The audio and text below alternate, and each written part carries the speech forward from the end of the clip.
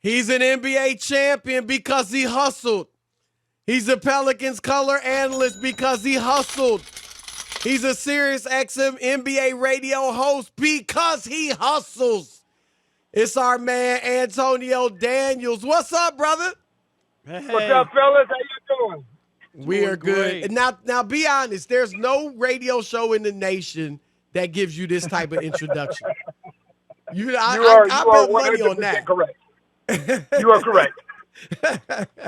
Nah, man, it's good to have you on. It's appreciated, fellas. It's great to have you on as always. Now, look, let's get to the elephant in the room, my man. I know you weren't happy seeing Zion being all giddy about playing in New York. That's oh, my right. gosh. And I don't want to make too much out of it, but come on, man. They can't be happy. They can't be happy in the front offices. Yes, we are. We want to know what he was talking about and how you feel. People in New Orleans can't be happy. I'm going to be honest with you. People in New Orleans wasn't tripping. They weren't tripping about the comments. Like, this ain't going to be a discussion for about 7 years. Come on now. Y'all know better than this. Y'all know better than this. Like, I think I would be shocked if he don't sign the rookie extension. I'll give you that. Because no players turned it down. No star. Right. Okay, I'll give you this as well. Now, let's be honest. I'm not going to do this. I'm not going to take shots at New York because I love New York, too. I love Madison Square Garden. Yes, but we do. The question that I would ask you guys, how many stars have you heard say this? Oh, I'm with you. I've heard 178. Exactly. No, but I'm with you. That's why. But the only problem. Go ahead. Go ahead. I'm sorry. No. Go ahead. No, go ahead. I'm going to say, but the only problem here is we're in a different NBA. You've seen guys already. Anthony Davis was stolen from New Orleans. The idea that players want to move around, want to do their things. And I know Chris just said it. Nobody's ever turned it down. Not yet. And the way I've seen guys turn down, void out millions of dollars in contracts because they want to get out of a place or do something, which is very weird. That's the only reason why I think there should be a bit of a concern, and the team's not doing that well. So I think that there is a possibility something could happen. Okay, so here's my thing, and I why are we having this discussion right now? Do you know how many games Zion has played? Well, we're having it because he looked like he was a 6-year-old on Christmas morning. Right? No. No, but here's the thing, fellas. This conversation has been going on for a while. It didn't start last night. The only reason it happened yesterday is because the Pelicans actually played at Madison Square Garden. This conversation has been going on for quite some time. I have been on numerous platforms addressing this same exact thing. Zion hasn't even played a full NBA season yet. He played 76 total games. And what we're talking about is, I think he wants to go play here. You know, my issue with I won't even say national media, but we have a problem, and I don't understand why, of a star developing and staying in a small market. We do anything in our power to try and talk that guy out of that market. No matter what the situation is, we try and talk that guy out of the small market. I hate it. I hate it. I love what Giannis did. Y'all doing it, though. You guys are doing the same exact thing. So don't say you hate it when No, we're just addressing it. I mean, it was an issue. It was a story. Okay. Right, and I'll say but this. The thing is, when you I'm with you. I don't think it'll happen. I think he'll take that first rookie deal. You know, that extension. Mm-hmm. I'm with you on that. Right. But it's interesting because when we talk about Zion and his star power and what he did.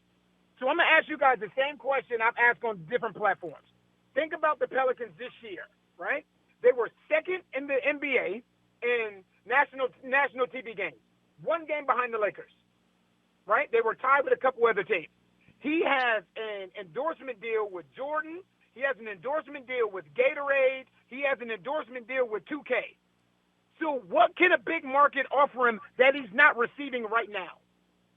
Well, we'll wait for the summer when he goes home for the playoffs. And then I'm just saying, I hear what you're saying. No, I'm talking about. But the Knicks are having a great year this year.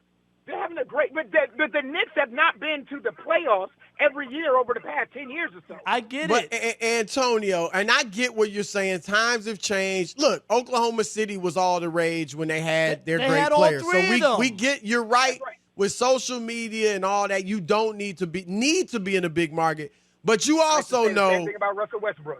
right, and he stayed. So, but you also know New York is different. It still is different. For sure. Like everything is magnified, and Yes. Zion will be a super duper star in New Orleans. But if he went to New York, and I'm with you. I don't think he'll go. But if he went, it would be bigger. It just is the biggest city in the country, and everything is magnified to good or bad. If he Good goes or there bad, right, and doesn't win, right. it'll be worse. Right. So Let me ask yeah. you this though. Let me say this. Okay. If you're a player and you already know this, you could say, "Hey, I've always heard of Madison Square Garden and all that." I'm not saying, but he did, pour it on a little thick. Is it just something that he should have probably kept to himself to not even make it so No. that fans could No. look at him that way or sideways and think, "Oh, here we that- go again. We lost Anthony Davis, not and now Zion, we're going to though. lose him." No, that's not Zion. The one thing I've told you guys about Zion from day one is he's incredibly honest and humble. Like, he didn't say that yesterday with ill intentions, by no stretch of the imagination. And the thing as an athlete that you can't control is message received. Your heart can be in the right place, but the way that message is received, they come off different. Right. I wouldn't feel comfortable being in a situation like the Pelicans were yesterday in New York and asking Zion, you know what, if they ask you anything about Madison Square Garden, don't say anything. No, you have to allow these young men to be themselves. If you feel a certain way, it's okay to say exactly how you feel. That's okay. It doesn't mean it's that funny. message delivered was the message received. We just talked about Trevor Lawrence. The football people are up in arms because he won't say that he eats, sleeps, and breathes football, and that he has another life other than football, and he's talked Right. down to. You know what I mean? Which we don't agree with, and I think it's wrong. But what you're saying is exactly what we just said. I don't have an issue. I don't want to muzzle the guy. People hold athletes to standard. They don't practice themselves. Everybody else feels the same way as Trevor Lawrence does. Everybody Right. else feels the same way. That if you poll guys in the league, you know how many guys love to play in Madison Square Garden? I was never a star, nothing close to it. I love Madison Square Garden because of the history, because of the way that it's set up. The Celebrities the in the front rows. And Yep. and the Right, and stage also- with the lights are out in the house, That's right? right. And the lights are only on the That's right. court like a Broadway show. Nowhere else does that. And there's Let me- nothing wrong with giving credit to places like Madison Square Garden. Just because I say I like playing there doesn't mean that I'm planning on continuing my basketball career there. I hear you, man. All right, I want to ask you something about Zion's game. And obviously they got him handling the ball a lot more as a point guard, bringing it up court. And you know this, AD, you played the position. He can handle the ball really nicely. He can pass it fairly well. But you know as well as I, he's not a point guard. What are their plans with this? Because you see it a lot of places. Paul George, Kawhi even. LeBron kind of started it, but LeBron's got more court vision than your typical, small forward. But a lot of teams, they have a guy handling the ball that's not really a point guard, and it can hurt the team because he just doesn't have those instincts. And Zion's great. He's coming downhill. You can't stop him. But what are their plans? And do you should they be having him almost play it exclusively, or what do you think? Where do you think this is going? Well, the thing is, he's not playing it exclusively. And this Right. is one of the things that I love about what Stan Van Gundy's vision is. It's not just about putting Zion at the point. They're moving him all over the place. So sometimes he initiates the offense when it's a dead ball situation. When it's a fast break situation, they're outletting the ball to Kyra Lewis and Lonzo Ball and allowing Zion to finish the break. Other half-court situations, he's the screener. Other half-court situations, he's in the dunker spot and finishing. So that's what I like about what they're doing. They're not just leaving him at one position. They're moving him all around and forcing schemes to kind of find where he is. have an issue with it because it's not like they're just putting the ball in his hands at all times. Right. It's not a LeBron James situation. It's not a Paul George situation, where he's. Do you think Kawhi it'll Leonard, get to that? Because I'm with you. I like them moving him around, and I think that's an aspect that they should use, him bringing it up. But do you think it's going to get to more of a LeBron situation or not? I'm going to tell you the difference. Is Zion's skill set as opposed to theirs. LeBron James is one of the most cerebral and skilled players we've ever seen.